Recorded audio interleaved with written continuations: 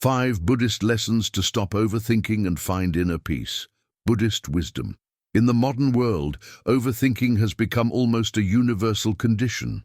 Surrounded by constant noise, digital distractions, and an endless cycle of comparison and expectation, many people find themselves trapped in their own minds. Thoughts spiral without resolution, anxieties multiply, and peace becomes elusive. Yet thousands of years ago, long before smartphones, notifications, and social media, the Buddha observed the restless tendencies of the human mind.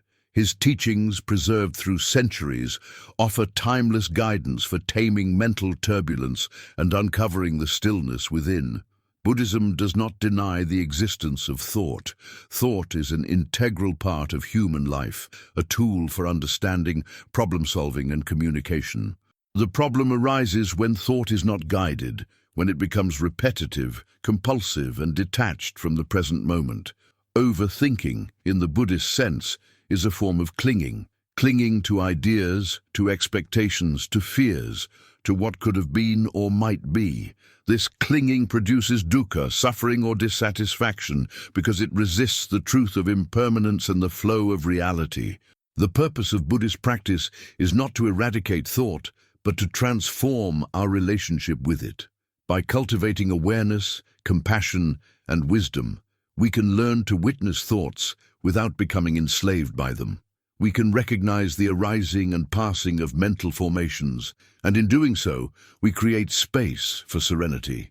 Inner peace is not achieved by suppressing the mind, but by understanding its nature and loosening the grip of attachment. This journey requires practice, patience, and reflection.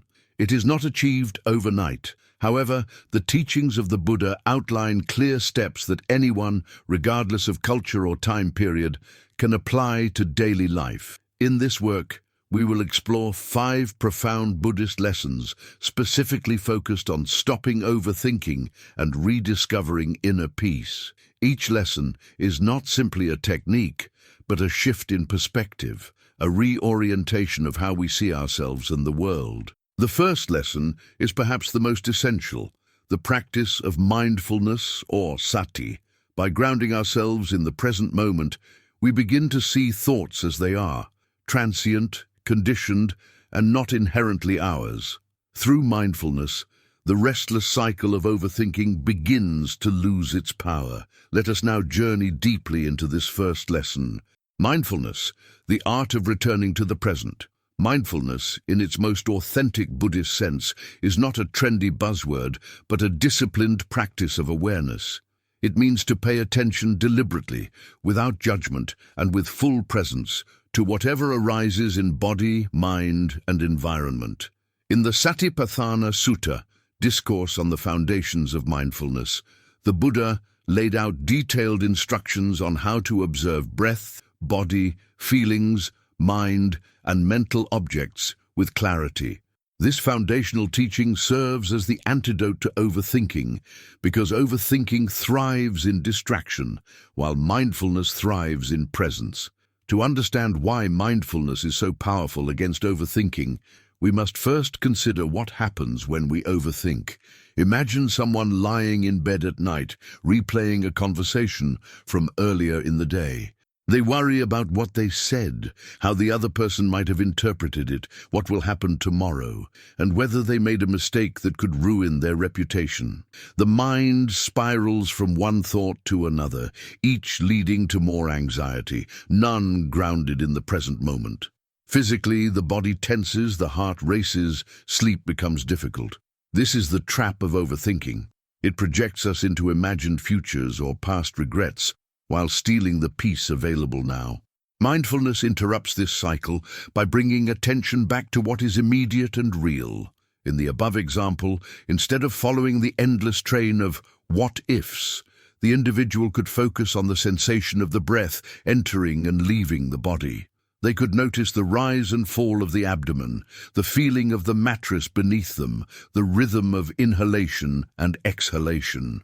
At first, thoughts will continue to appear, but with practice, the individual learns not to chase them. Thoughts can arise and pass like clouds drifting through the sky, while the awareness remains grounded in the present. This practice is not merely a relaxation technique, it is a deep reorientation of consciousness. The Buddha often compared the untrained mind to a monkey constantly leaping from branch to branch. Mindfulness trains the monkey to sit still, at least for a time, and observe its own movement. Overthinking is essentially monkey mind in action, restless, compulsive, unable to rest. But when mindfulness is cultivated, the monkey learns discipline, and the practitioner begins to taste freedom from the constant chatter. The role of breath in mindfulness. Among the many entry points into mindfulness, the breath is perhaps the most universal. The Anapanasati Sutta, discourse on mindfulness of breathing, presents the breath as both an anchor and a teacher. By observing the breath, one grounds awareness in the body, which exists only in the present. At the same time, the breath reveals impermanence. Each inhalation arises, exists for a moment, and passes away. Just as thoughts come and go, so too does the breath, teaching us the futility of clinging. When we practice mindful breathing, overthinking begins to lose its hold. Suppose you are overwhelmed with worry about a future exam, job interview, or medical test. The mind spins with scenarios of failure. In that moment, pausing to breathe mindfully interrupts the cycle. By following the breath from beginning to end, by feeling its texture and rhythm, the mind has less space to wander into catastrophes. Breath does not solve the external problem, but it transforms the inner landscape from panic to presence. From that presence, wiser decisions emerge, non-judgment and acceptance. Another essential aspect of mindfulness is non-judgment. Overthinking often includes harsh self-criticism. I should not have said that. Why do I always fail? What will they think of me? These judgments amplify suffering. Mindfulness teaches us to observe thoughts without labeling them as good or bad. When a negative thought arises, we acknowledge it. This is a thought of fear, or this is anger, without condemning ourselves. By creating this space, the thought loses its sting. We begin to see that a thought is not who we are. It is simply a mental event arising and passing. This perspective is liberating. Imagine watching a storm from inside a safe shelter. The storm is powerful, but it cannot harm you directly. Similarly, mindfulness shelters us from the storm of overthinking by shifting our stance from identification to observation. We are not the storm. We are the witness of the storm.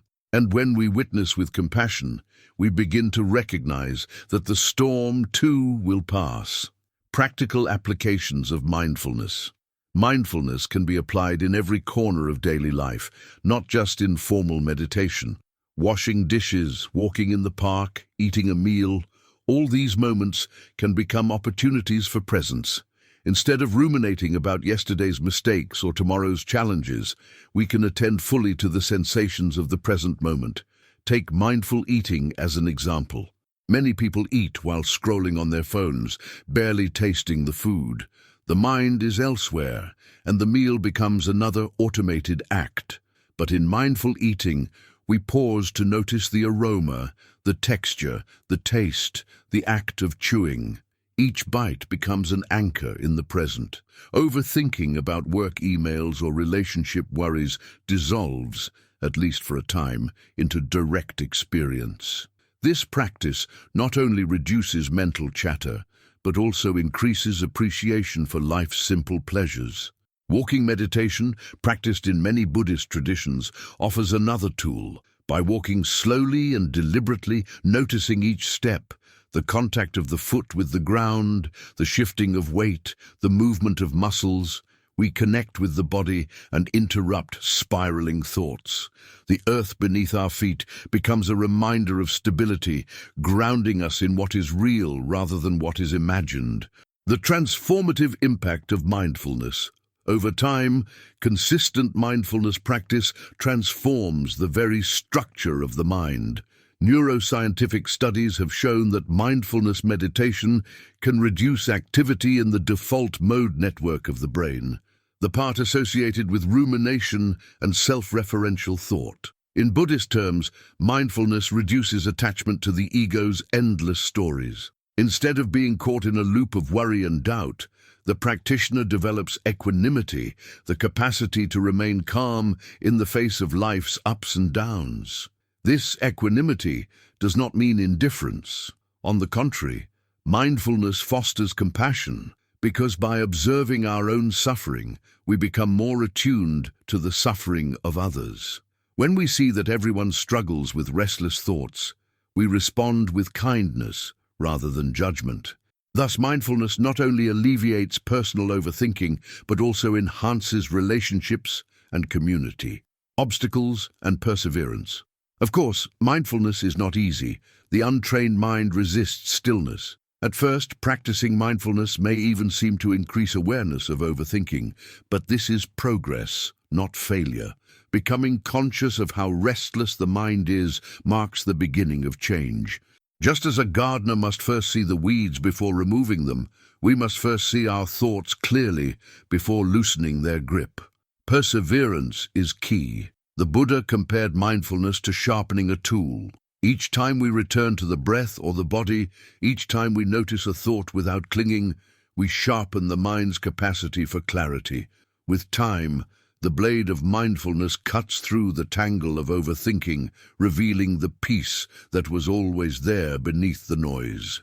Mindfulness is not about escaping life, but about inhabiting it fully. By learning to return to the present, we discover that much of our suffering is self-created through clinging to thoughts. When we observe without judgment, when we anchor in breath and body, overthinking begins to dissolve. What emerges is a mind that is clearer, calmer, and freer. This is the first step on the Buddhist path toward inner peace, and it is a foundation upon which all other lessons rest. If you want to continue exploring these timeless teachings and bring more peace into your life, make sure to subscribe to our channel. Each lesson builds upon the last, and together they offer a complete path to freedom from overthinking. Letting go of attachment, the path to freedom from mental chains. To understand why the mind overthinks, one must look deeply at the nature of attachment. In Buddhism, attachment, or upadana, is one of the primary causes of suffering. It arises when we cling to things as if they were permanent, as if they could provide lasting security in an impermanent world. Overthinking is the mental manifestation of this clinging. It is the mind's desperate attempt to control, to predict, to hold on to what cannot be held. A person replays a conversation endlessly because they are attached to being seen as competent, admired, or loved. Another obsesses about the future because they are attached to safety, stability, or success. The mind loops, not because the problem has a solution, but because attachment demands certainty in a world that offers none. To let go of attachment, then, is to free oneself from the endless cycle of overthinking. When the Buddha taught about the Four Noble Truths, he identified craving, tanha, and clinging as the roots of suffering. He pointed out that we cling not only to material things but also to ideas, to identities, to emotions, and to mental narratives. A person attached to the idea of being perfect will torment themselves with self-criticism whenever they fall short. Someone attached to the desire for praise will overthink every interaction, analyzing whether others were impressed. This constant analysis is nothing more than the mind's way of trying to preserve what is, by nature, fleeting. When we recognize that all things are impermanent, we begin to see the futility of such efforts.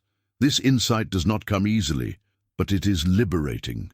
Consider the story of a monk who carried a heavy bag on his journey. When asked why he did not put the bag down, he replied that he feared losing its contents. Yet the bag contained only stones. We too carry bags of mental stones, worries, regrets, fantasies, because we are attached to them. We believe they define us or protect us, but in truth, they only weigh us down. Overthinking is the act of carrying this bag everywhere, even when our backs ache. The Buddha's teaching invites us to set the bag down, to trust that we lose nothing of value by letting go of what was never truly ours to keep. Letting go is not suppression, Suppression denies or represses feelings, forcing them into the shadows where they grow stronger. Letting go, in contrast, is a gentle release, a willingness to allow what comes to come and what goes to go. When fear arises, we acknowledge it. Here is fear. When a memory resurfaces, we see it as a passing thought. We neither push it away nor hold it tightly. Over time, this non-clinging attitude weakens the power of overthinking. The mind learns that it does not need to replay every scenario to survive. It discovers that freedom comes not from control, but from surrender. In practice, letting go begins with awareness. One cannot release what one does not see. Suppose you find yourself obsessing over a mistake at work. The first step is to notice, I am attached to the idea of always succeeding. This attachment is driving my overthinking. By naming the attachment, you bring it into consciousness. Next comes reflection. Is this attachment realistic? Can success be permanent? Can anyone avoid mistakes forever? In light of impermanence, the answer is clear. No. Finally comes release. I let go of the need to always succeed. I learn from the mistake and move on. This process may need to be repeated many times, but each repetition loosens the chains a little more. One of the most powerful tools in letting go is meditation on impermanence. The Buddha frequently urged his followers to contemplate change, the arising and passing of sensations, the aging of the body, the shifting of emotions. When we meditate on impermanence, we see that everything is in flux. Joys fade, but so do sorrows. Thoughts come and go like waves on the ocean. Overthinking thrives on the illusion of permanence, the belief that the problem we are thinking about is solid, urgent, unchanging. But when we see impermanence, the urgency softens. The mind realizes, this worry too will pass. Suddenly, the need to obsess loses its grip. Take, for example, someone who constantly overthinks about rejection. They replay scenarios where a friend seemed distant or a colleague did not smile. They attach to the idea that rejection defines their worth. Yet by contemplating impermanence, they recognize that relationships shift, moods change, people's reactions are influenced by countless causes beyond their control. Today's rejection may become tomorrow's reconciliation. Their worth, in truth, is not bound to another's fleeting expression. By seeing this, the person can let go of the attachment to approval, and with it, the obsessive overthinking begins to fade. Another aspect of letting go is recognizing the illusion of control.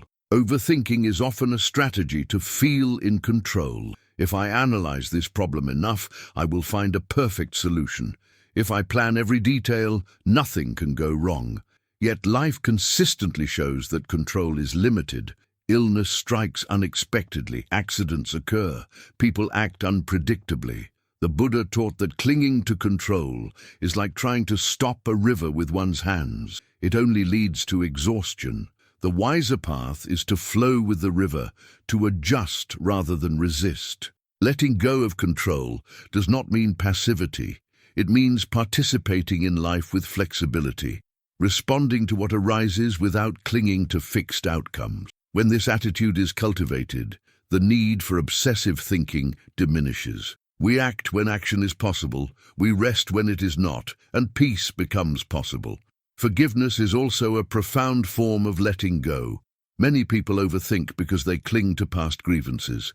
They replay arguments, betrayals, or disappointments, feeding the flames of resentment.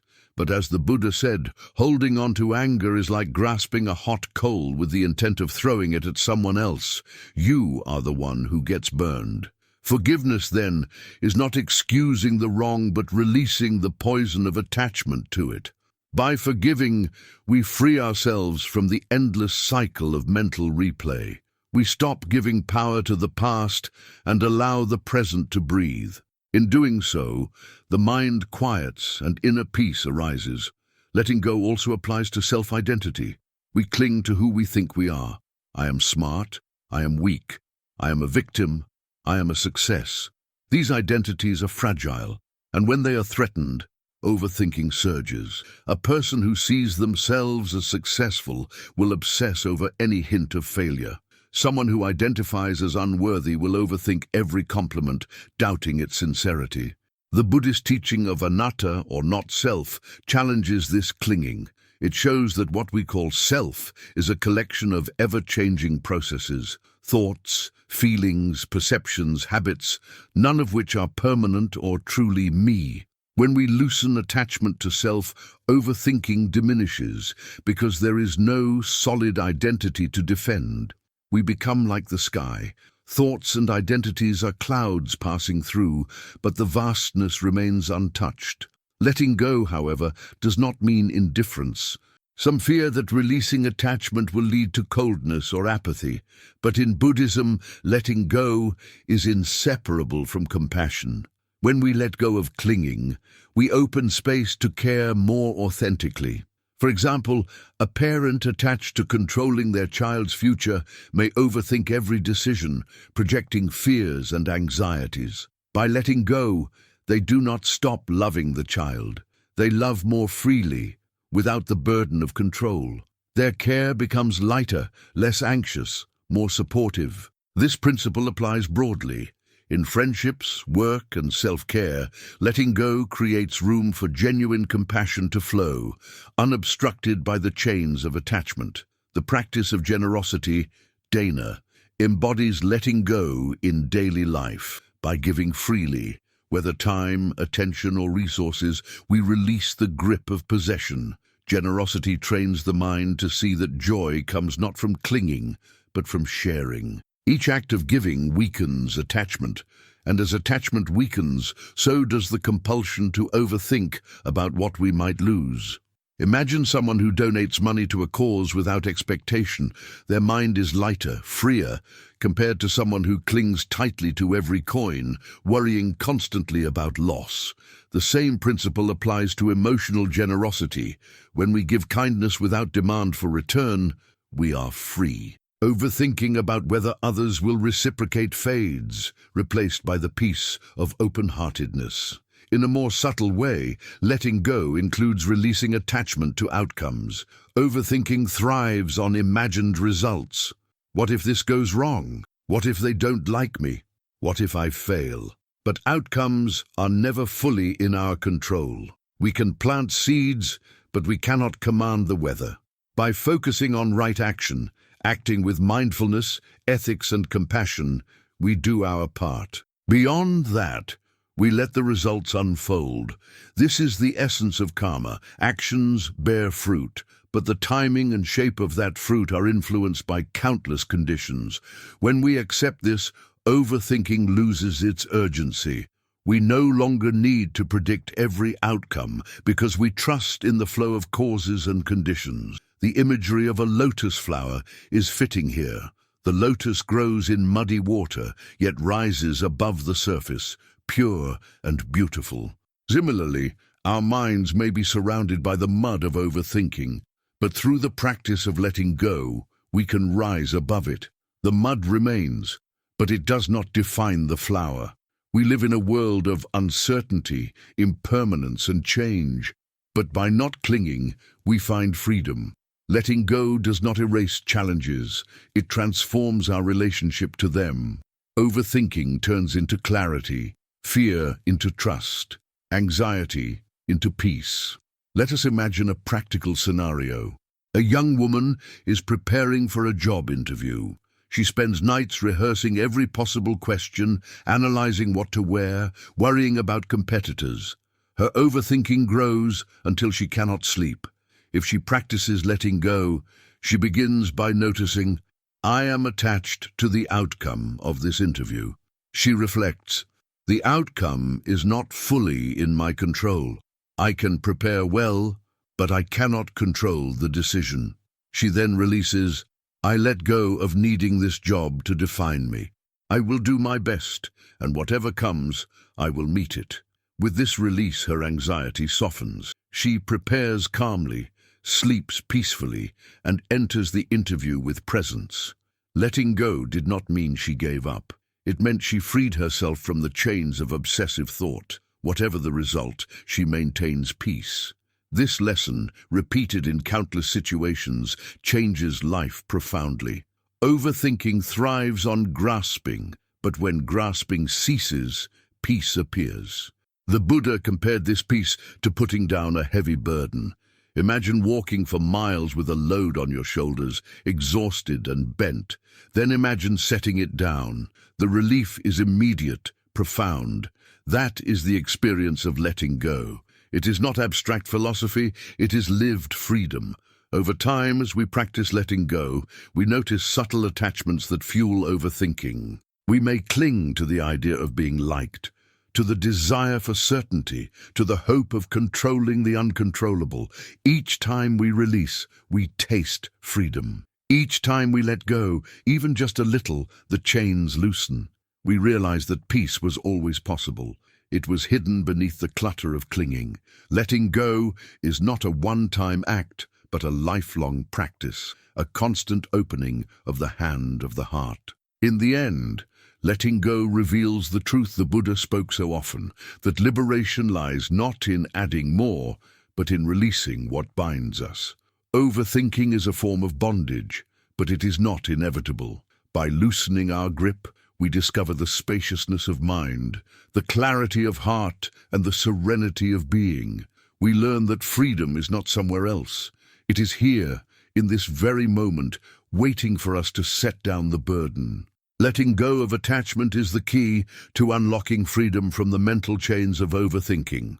By recognizing impermanence, loosening the illusion of control, forgiving ourselves and others, and releasing clinging to identities and outcomes, we unburden the mind. What remains is openness, clarity, and peace.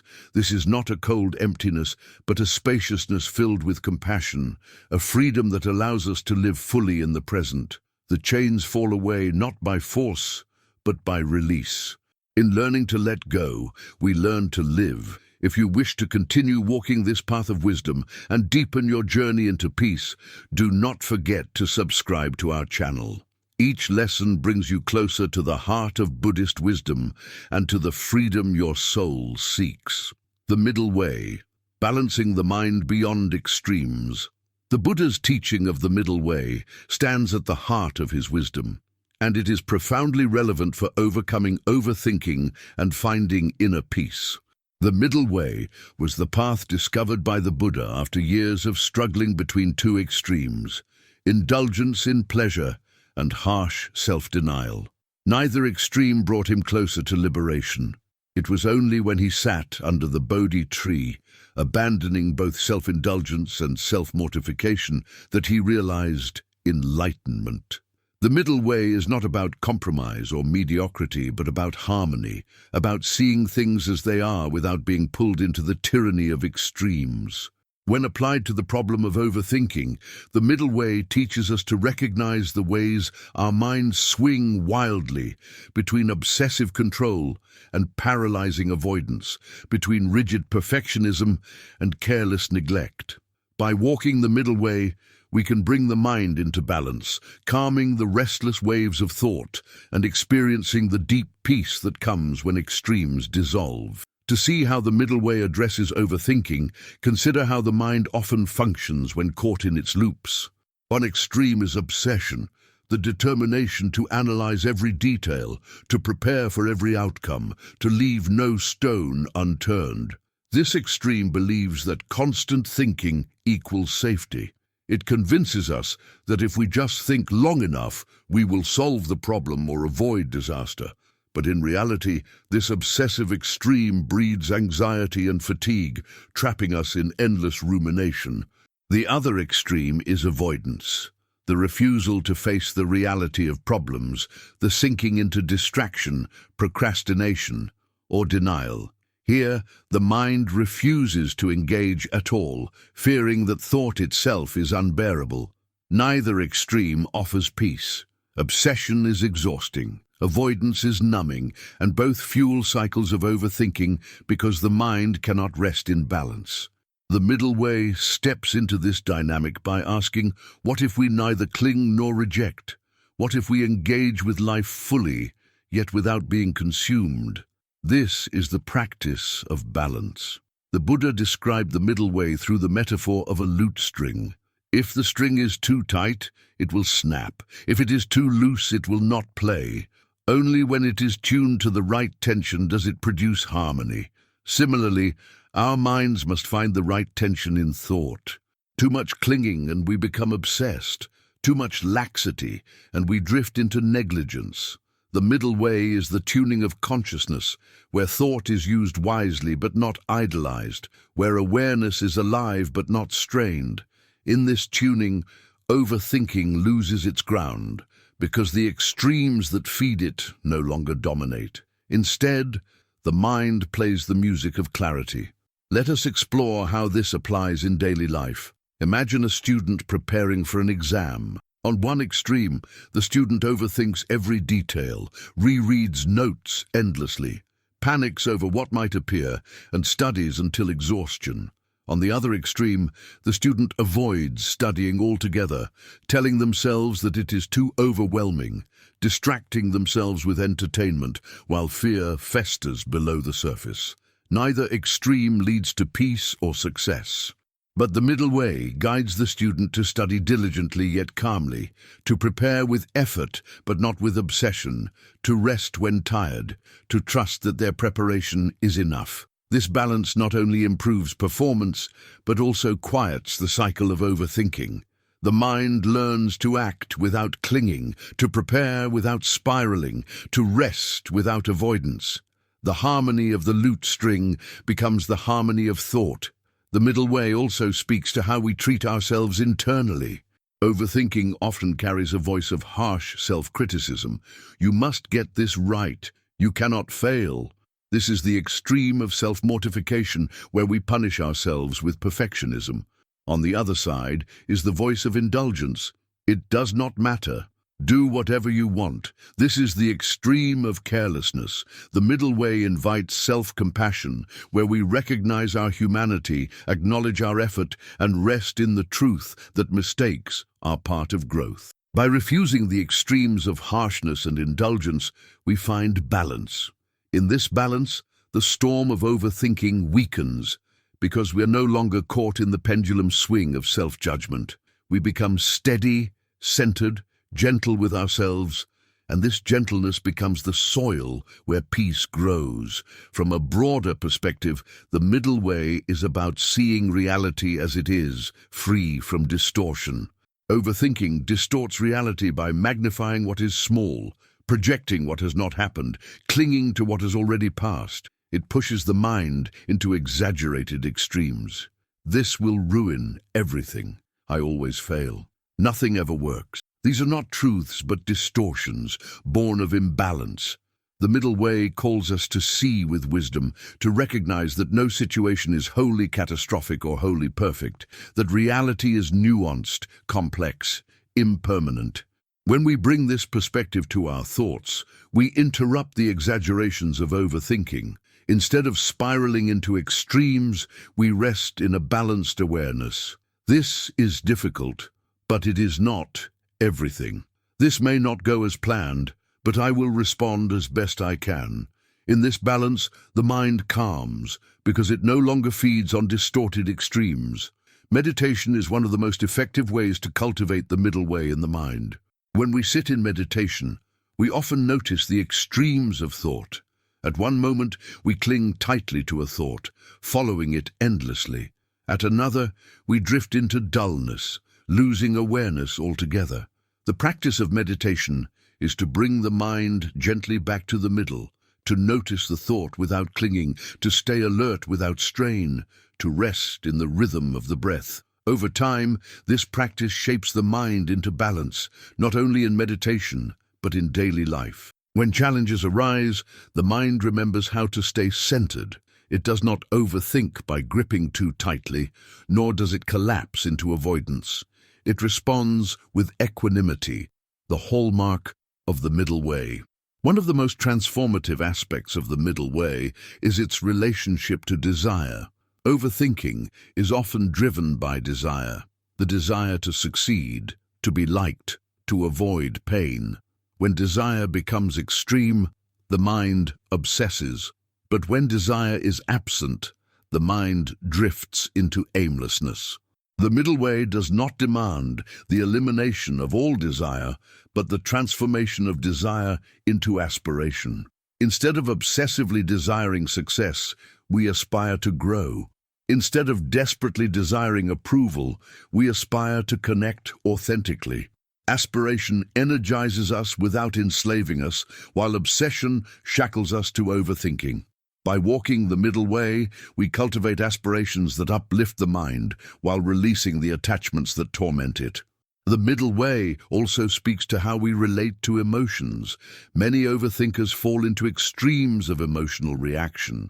They either indulge emotions, letting anger or fear fuel endless cycles of thought, or they suppress emotions, refusing to feel them and instead overthinking as a way to avoid them. The middle way teaches us to acknowledge emotions fully without being ruled by them. When fear arises, we notice it. This is fear.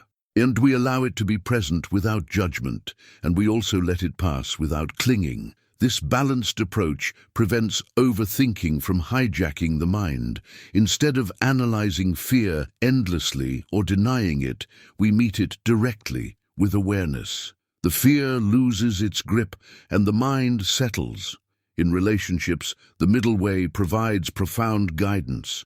Overthinking often poisons relationships because we swing between extremes, needing constant reassurance on one side, withdrawing into silence on the other. One person might obsessively analyze their partner's every word, fearing rejection. Another might avoid difficult conversations altogether, fearing conflict. Both extremes breed suffering, but the middle way fosters balanced communication, speaking honestly without overanalyzing, listening openly without avoidance, caring deeply without clinging. This balance nurtures trust and reduces the obsessive patterns that destroy peace. When we relate to others through the middle way, we bring harmony not only to our minds, but also to our connections. On the path of Buddhist practice, the middle way is not a static point, but a dynamic balance. It is like walking a tightrope, where balance is maintained moment by moment. Sometimes we lean slightly in one direction, sometimes in another, but through awareness we return to center. Overthinking often arises because we do not notice the lean until we have fallen into an extreme. But when we cultivate awareness of balance, we catch ourselves early. I am leaning into obsession.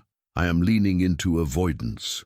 With this awareness, we return to the middle way, and the spiral of overthinking stops before it consumes us. This is not perfection, but practice, a lifelong tuning of the string of consciousness. Ultimately, the middle way reveals that peace is found not in extremes, but in balance. Life is not black and white, success or failure, joy or despair. It is a flowing river of change, and the mind that seeks peace must learn to flow with it.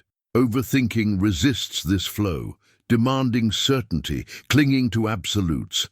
But the middle way loosens this rigidity, teaching us to rest in harmony, to trust the present, to see clearly without exaggeration. In this balance, peace arises naturally, not as something forced, but as the result of alignment with truth. The middle way is the path to freedom, because it reflects the nature of reality itself, impermanent, interdependent, alive with nuance. By walking it, we step out of the prison of overthinking and into the vast space of serenity. The middle way is more than a teaching. It is a living practice of balance that transforms how we think, feel, and act. By avoiding the extremes of obsession and avoidance, perfectionism and negligence, indulgence and suppression, we tune the mind to harmony. Overthinking thrives in extremes, but it withers in balance. When we live the middle way, we discover that peace is not far away, but here, in the gentle equilibrium of the present. Balance is the bridge between confusion and clarity, between anxiety and serenity, between restlessness and peace. To walk the middle way is to walk the path of liberation itself. If you want to keep learning these profound teachings and deepen your journey toward inner peace, subscribe to our channel. Each lesson is a step on the path of freedom, and your presence in this journey makes it more powerful. Compassion and loving kindness, softening the inner voice that fuels overthinking. When we look closely at the experience of overthinking, beneath the constant mental noise we often find a harsh inner voice. This inner critic insists that we must always get things right, that mistakes are unacceptable, that others are judging us, that we are never enough. It is this voice that drives the cycle of ruminations, because it never rests, never forgives, never allows us to simply be. In Buddhism, the antidote to this tormenting voice is metta, or loving kindness, and its companion karuna, compassion. These qualities are not sentimental but profound forces of transformation. They teach us to meet ourselves and others with gentleness rather than judgment, with understanding rather than condemnation. When the mind is softened by compassion, the harsh voice loses its dominance and overthinking dissolves into spaciousness. To cultivate compassion and loving kindness is to retrain the heart to respond with kindness rather than criticism, with care rather than fear, and in this retraining lies freedom from the mental prison of restless thought. The Buddha taught that all beings seek happiness and wish to avoid suffering, and this includes ourselves. Yet we often deny this truth in relation to our own hearts. We imagine that self-criticism will make us better, that punishing ourselves for mistakes will prevent future errors, that harshness is the path to growth. But in reality, self-criticism feeds overthinking. It drives us to replay conversations endlessly, to analyze failures beyond reason, to fear future risks with paralyzing anxiety. The voice of self-condemnation is like a taskmaster with no compassion, demanding more and more without ever granting rest. The Buddha's teaching of loving kindness counters this directly. It reminds us that we too are worthy of kindness, that mistakes are part of the human condition, that growth comes not from punishment but from care. When we practice loving kindness toward ourselves, we disarm the inner critic, and in doing so, we weaken the roots of overthinking. Imagine someone who made an embarrassing mistake during a presentation. Their mind replays the error for hours, then days, analyzing every detail, the tone of their voice, the expressions on colleagues' faces, the words they stumbled over. Each replay is fueled by the inner voice that says, "You are a failure. Everyone thinks less of you. You cannot make mistakes."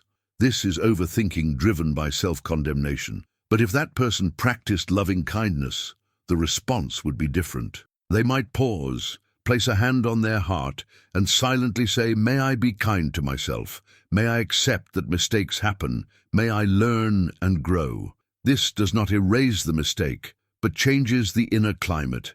Instead of fueling endless rumination, compassion calms the storm, allowing the mind to release its obsessive grip and return to peace.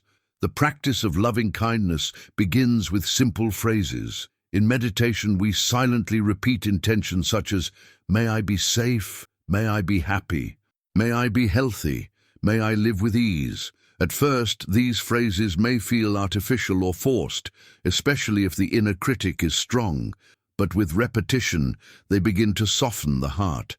Neuroscience has shown that such practices can actually rewire the brain, reducing activity in regions associated with self-criticism and increasing activity linked to empathy and connection.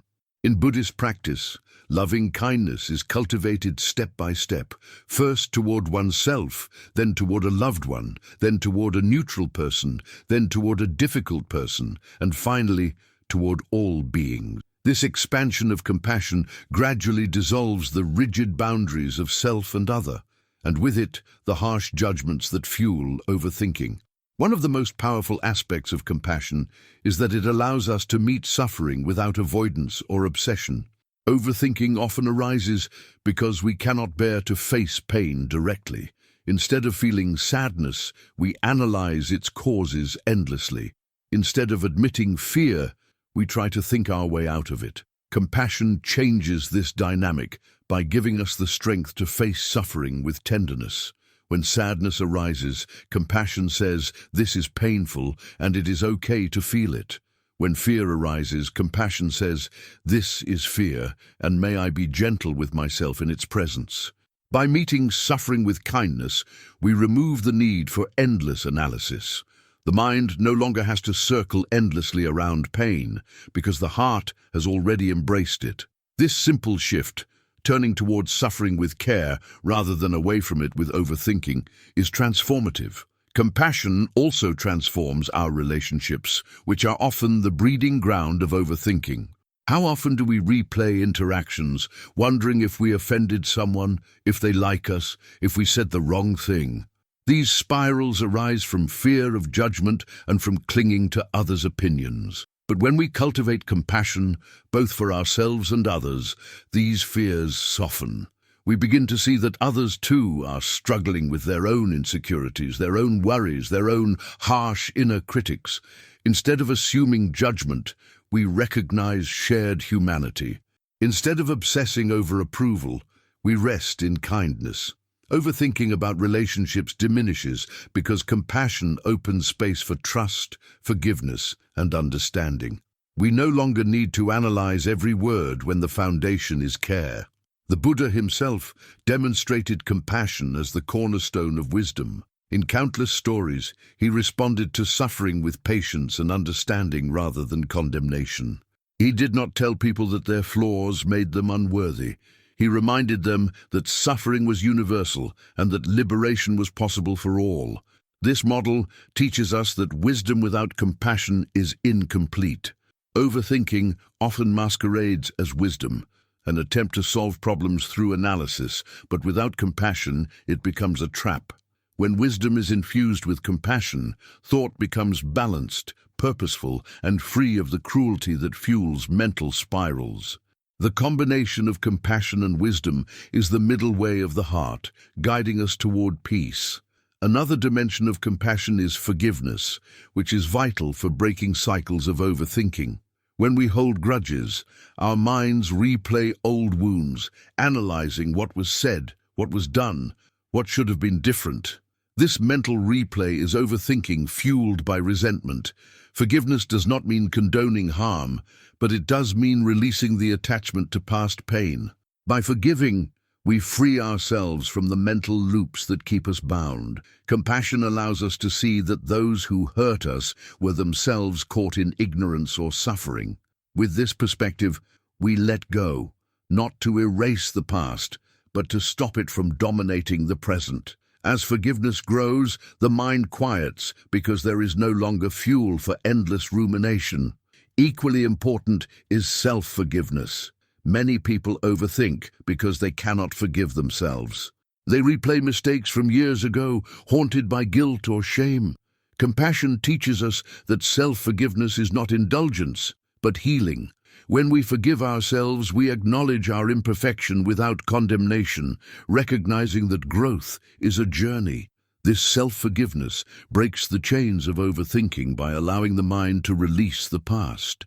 Instead of being trapped in endless replay, we can move forward with wisdom and gentleness.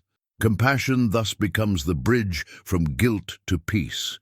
Compassion also helps us to accept uncertainty, another major source of overthinking. The mind fears the unknown, and so it spins with possibilities, trying to control outcomes. But compassion teaches us to soothe ourselves in the face of uncertainty, to say, "It is natural to be afraid, and may I meet this fear with kindness." This gentleness reduces the need for obsessive thinking, because the heart can hold fear without being overwhelmed. The unknown remains unknown, but it is no longer terrifying. Compassion provides the courage to live with uncertainty, reducing the compulsive need to overthink about what we cannot control. It is important to note that compassion is not weakness. Some fear that if they are compassionate toward themselves, they will become lazy or complacent. But true compassion is active, not passive. It motivates us to care for ourselves, to act wisely, to grow. A person who is compassionate toward themselves does not ignore their mistakes. They learn from them without self-condemnation.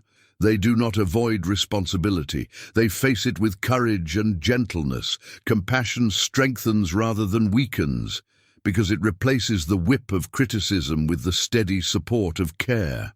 This strength is exactly what is needed to overcome overthinking, which thrives on weakness of the heart. A compassionate heart is resilient, able to face challenges without spiraling into endless thought. In Buddhist tradition, the bodhisattva ideal embodies compassion at its fullest. A bodhisattva is one who vows to attain enlightenment not only for themselves, but for the sake of all beings. This vast compassion reflects the recognition that all suffering is interconnected, that overthinking and anxiety are not private struggles, but part of the shared human condition. When we cultivate even a small reflection of this bodhisattva spirit, we transform our relationship to overthinking. We no longer see it as a shameful flaw, but as part of the universal human struggle. With this perspective, we treat ourselves with gentleness, just as we would treat any other being caught in suffering. This universal compassion quiets the critical voice, reminding us that we are not alone, that our struggles are part of the larger fabric of life, and that kindness is always possible.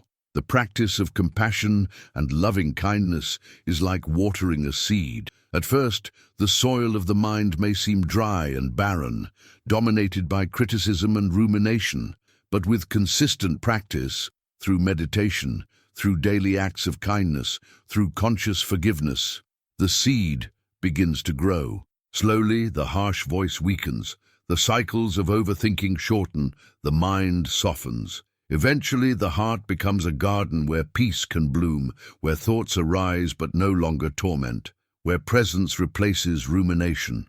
Compassion is not just a feeling, but a practice, and with practice it becomes a way of life. Compassion and loving kindness are not luxuries but necessities for a peaceful mind. Without them, overthinking thrives on harshness and fear. With them, the mind softens, the heart opens, and peace becomes possible. By practicing compassion toward ourselves and others, by forgiving, by meeting suffering with kindness, we transform the very ground of our thoughts. Overthinking loses its grip not through force, but through gentleness, not through analysis, but through love. Compassion is the great dissolver of mental chains, the path that turns the critic into a friend and the restless mind into a calm heart. If you want to continue this journey and discover the next lesson of Buddhist wisdom, subscribe to our channel. Every step brings you closer to freedom from overthinking and closer to the deep inner peace you deserve. Impermanence and wisdom. Accepting change to find lasting peace.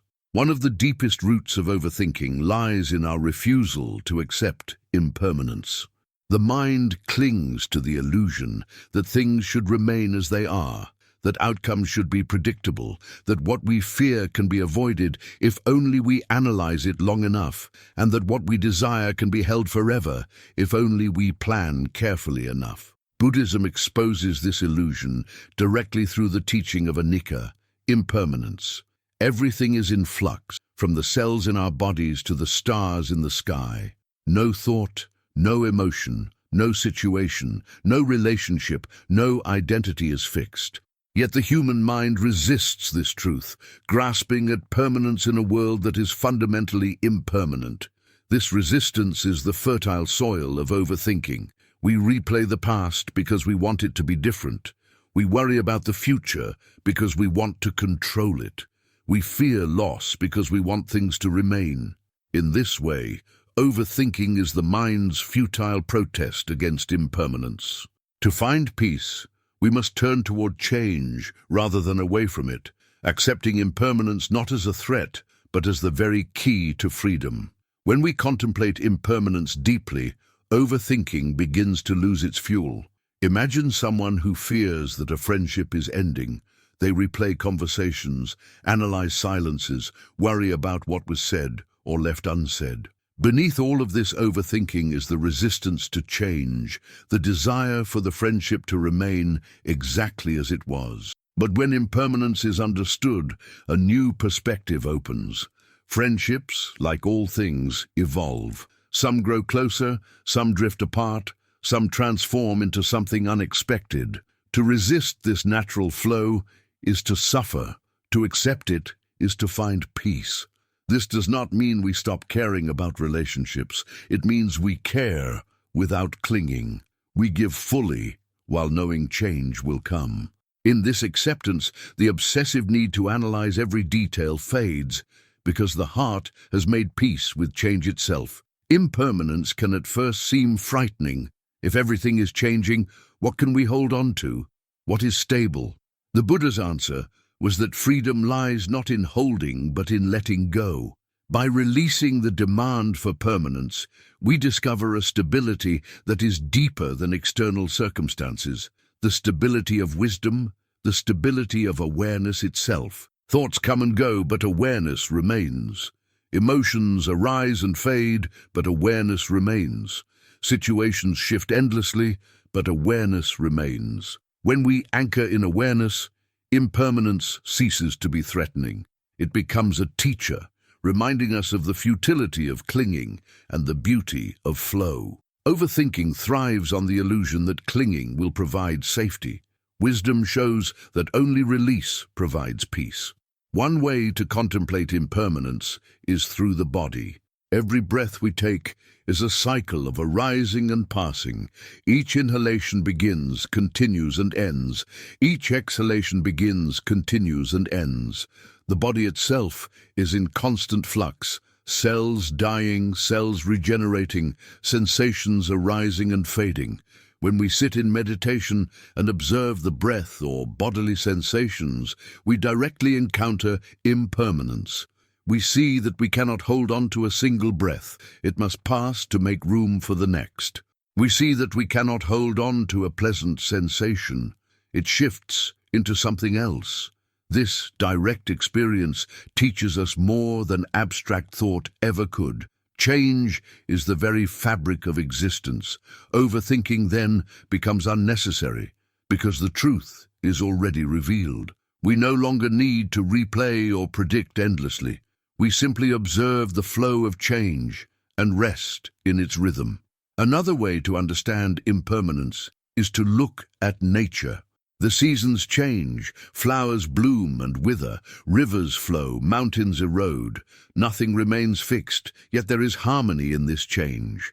A tree does not resist the coming of autumn. It releases its leaves naturally. The river does not cling to a single curve. It flows onward.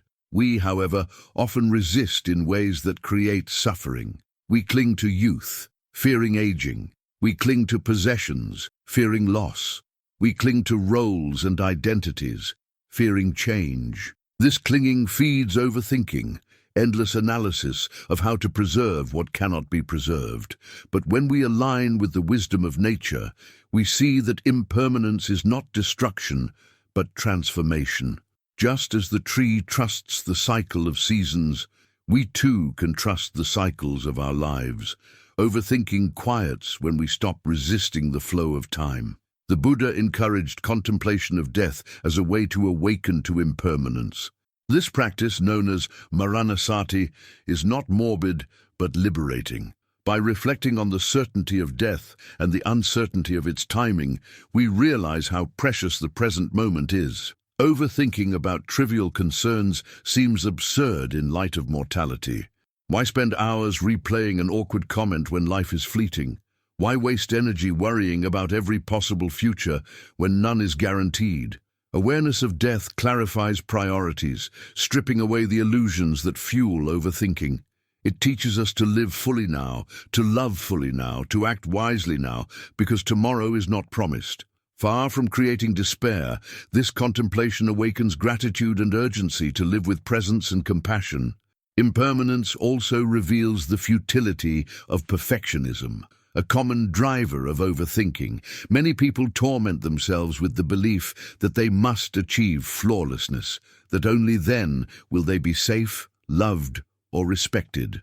But perfection is impossible in an impermanent world. Even if we achieve something momentarily, it will pass. The perfect performance will be forgotten. the flawless appearance will fade, the ideal circumstance will change. To cling to perfection is to fight against the nature of reality. The wise response is to embrace imperfection as part of impermanence. When we accept that mistakes will happen, that outcomes will shift, that life will never be perfectly controlled, overthinking loosens its grip.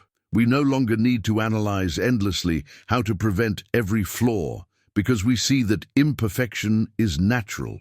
Peace arises when we stop demanding the impossible. The teaching of impermanence also applies to emotions. When anxiety arises, the overthinking mind says, "This will never end, I must solve it now." This urgency fuels obsessive thoughts, but wisdom reminds us, emotions are impermanent. Anxiety arises, stays for a time, and passes. Joy arises, stays for a time, and passes. No emotion defines us permanently. By remembering impermanence, we can sit with emotions without being consumed. We can say, "This is fear, and it too will pass. This is sadness, and it too will pass." In doing so, we reduce the need for overthinking because we no longer believe emotions are permanent threats. We trust their impermanence and find peace in patience. The insight of impermanence also leads to compassion. When we realize that all beings are subject to change, that everyone faces aging, loss, and death, our hearts soften. We see that others' harsh words may come from their own fear of impermanence. We see that our shared fragility unites us. This compassion reduces overthinking about others' judgments, because we recognize that their opinions are as impermanent as everything else. Why obsess over a comment that will be forgotten tomorrow? Why cling to praise that will fade with time? When compassion arises, overthinking diminishes because the mind is no longer enslaved to the impermanent judgments of others. In Buddhist practice, impermanence is not merely a concept, but a doorway to liberation. The Buddha taught that clinging to what is impermanent inevitably leads to suffering. Overthinking is one form of this clinging. Liberation comes when we see deeply that nothing can be clung to, and therefore clinging itself can be released. This is the wisdom of vipassana, insight meditation, to observe impermanence directly in all phenomena until the mind lets go naturally. When we see thoughts arise and pass, we realize they do not need to be controlled. When we see sensations arise and pass, we realize they do not need to be resisted. This insight dismantles the compulsion to overthink because the mind no longer fears change. It welcomes change as the path to freedom. The story of the Buddha's teaching to Kisa Gotami illustrates this truth. When her child died, she was overcome with grief and begged the Buddha to bring the child back. The Buddha told her to bring a mustard seed from a house that had never known death. As she went from house to house, she realized that every family had experienced loss. In this way, she awakened to the universality of impermanence. Her grief transformed into wisdom, and her suffering softened. This story shows that peace does not come from denying impermanence, but from embracing it. Overthinking about how to avoid loss cannot change reality. Only acceptance of impermanence brings peace. To integrate impermanence into daily life, we can practice letting go moment by moment. When we notice ourselves overthinking, we can pause and remind ourselves, "This thought is impermanent. It does not define me." We can imagine thoughts as leaves floating on a stream, carried away naturally. We can remind ourselves that whatever we fear or crave is subject to change, and therefore does not warrant endless obsession. By practicing this again and again, the mind learns to relax its grip. Overthinking subsides, replaced by trust in the flow of change. Impermanence also teaches us to appreciate the present. When we know that this moment will not last, we treasure it. Instead of overthinking about tomorrow, we savor today. We listen fully to a friend, knowing the conversation will pass. We enjoy a meal, knowing the taste will fade. We watch a sunset, knowing the colors will vanish. This appreciation quiets the restless mind because it anchors us in gratitude rather than analysis. Overthinking thrives on dissatisfaction. Gratitude thrives on presence. Impermanence, when embraced, turns dissatisfaction into gratitude and overthinking into peace. The ultimate wisdom of impermanence is that peace is found not by resisting change, but by flowing with it. Life is a river, and we suffer when we try to stop its flow. Overthinking is the mind's attempt to build dams against the river, to freeze it in place. But the river cannot be stopped. When we accept this, we stop wasting energy on futile efforts. We learn to float, to trust, to let the river carry us. This is not passivity, but wisdom. We still act, we still care, but we do so with the knowledge that all things are impermanent. This knowledge brings freedom, because nothing needs to be clung to, nothing needs to be feared. The mind rests, the heart opens, and peace arises naturally. In this way, impermanence is not a threat, but a gift. It teaches us that suffering will not last forever, that fear will fade, that even the most painful moments are temporary. It also teaches us that joys are precious precisely because they are fleeting. To embrace impermanence is to embrace life in its fullness, without clinging and without fear. Overthinking cannot survive in this embrace, because the mind no longer resists reality. It flows with reality, and in that flow, peace is found. Impermanence is the great teacher, the wisdom that dissolves the roots of overthinking. By accepting change, by releasing the demand for permanence, by observing the arising and passing of all things, we free ourselves from the endless loops of thought. Overthinking is resistance to reality. Peace is acceptance of reality. Impermanence shows us that clinging is futile and that release is freedom. When we live with this wisdom, the mind quiets, the heart opens, and life becomes a dance of presence. Nothing needs to be held forever, because everything is already complete in its impermanence. If you want to continue to receive teachings that help you release overthinking and walk the path of peace, subscribe to our channel. Your journey toward freedom and serenity is only beginning, and each step brings you closer to the profound calm that lies within.